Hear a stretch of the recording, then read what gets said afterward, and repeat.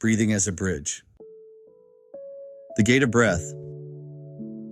Every spiritual tradition seeks a doorway into the heart of life, a way to pierce through the fog of confusion and return to what is real. In Buddhism, that doorway is as close as the rise and fall of the breath. Thich Nhat Hanh often taught that the foundation of all mindfulness practice is awareness of breathing. There is no mindfulness without awareness of our in-breath and out-breath, he explained. Breathing and knowing that we are breathing is not only a technique, but a revelation. It is the most direct way of coming home. The Buddha himself recognized this over 2,500 years ago. Among the many sutras that have guided generations of practitioners, one of the most cherished is the Anapanasati Sutta, the discourse on the practice of mindful breathing. In it, the Buddha offered 16 exercises of breathing to develop calm, clarity, compassion, and wisdom. These exercises were not meant to be lofty or abstract. They were given to ordinary monks and nuns who, like us, struggled with restlessness, anger, fear, and sorrow. Breathing was presented as a medicine, a living dharma capable of healing body and mind. Thich Nhat Hanh took this ancient wisdom and translated it into a language that modern people could embrace. He often urged his students to begin simply, breathing in, I know I am breathing in. Breathing out, I know I am breathing out. He added that just by doing this, you are free, because in that moment you are not your sorrow, not your fear, not your regret. You are only breath, only life unfolding. Mindfulness of breathing, he said, is the living dharma, better than any book, for it makes the teaching alive in your own body and mind. Uniting body and mind. In daily life, our body is often in one place while our mind is elsewhere. The body may sit at the desk, but the mind is already racing through emails, bills, or unfinished conversations. We drive the car, but drift into memory or fantasy. We eat without tasting. We walk without noticing the ground beneath our feet. In this state of disconnection, we live divided, as if scattered into fragments. Breath is the bridge that can restore wholeness. As Thich Nhat Hanh wrote, breathing connects the body and the mind. When you begin to breathe in and out mindfully, your body will come back to your mind, and your mind will go back to your body. Suddenly, you are no longer split. You are fully present and fully alive in the here and now. This unification is not merely psychological, it is profoundly spiritual. To be at one with yourself is to touch peace. The breath carries you back to the body, and the body anchors you in reality. No longer are you tossed by thoughts like a boat in stormy seas. Instead, you find yourself resting on the steady rhythm of life itself. In this way, the breath becomes more than a biological function. It is a constant reminder that life is happening now. It is a teacher whispering with each inhalation and exhalation, come back. Be here. You already belong. Calming and grounding. One of the greatest gifts of mindful breathing is its power to calm. In moments of agitation, fear, or despair, the breath offers a refuge. Thich Nhat Hanh often shared a simple verse, breathing in, I calm my whole body. Breathing out, I calm my whole body. These words are not a command, but an invitation. As you repeat them silently, the body listens. The breath becomes slower, deeper, and more harmonious. The nervous system eases. The racing mind begins to settle. If we continue to practice awareness of breathing, Thay explained, our breathing becomes gentle, deeper, more peaceful, and the state of dispersion in our mind ceases. This is why he often compared mindful breathing to a kind of alternative medicine. It releases tension in both body and mind, offering peace, relaxation, and rest without external conditions.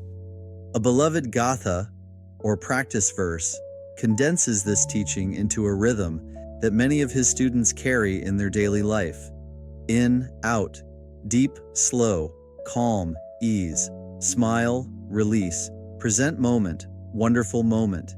These words capture the essence of practice.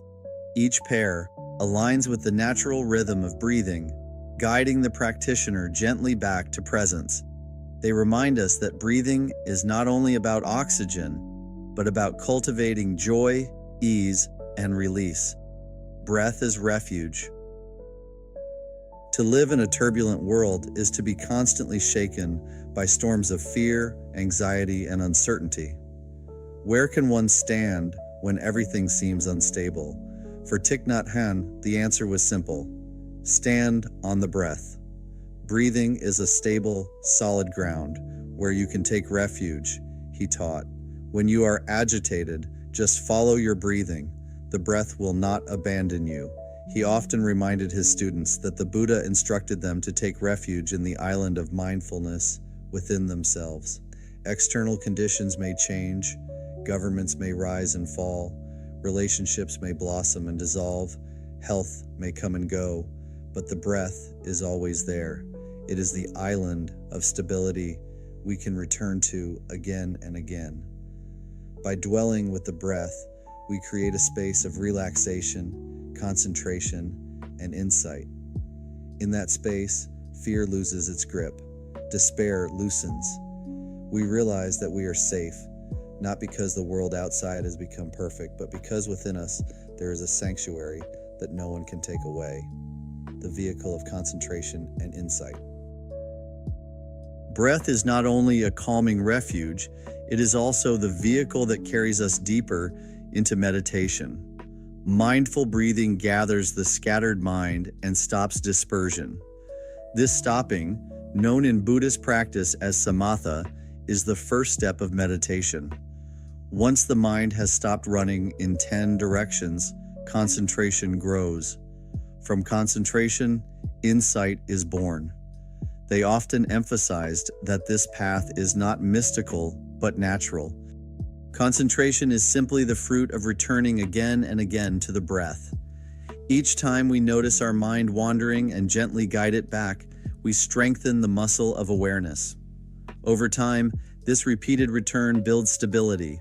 From stability comes the capacity to see clearly.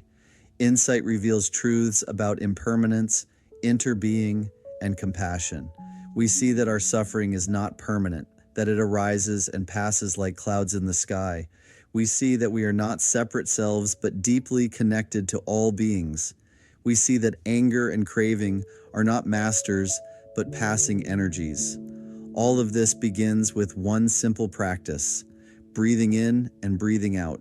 Thích Nhất Hạnh reminded his students that no one can be successful in the art of meditation without having passed the gate of breathing.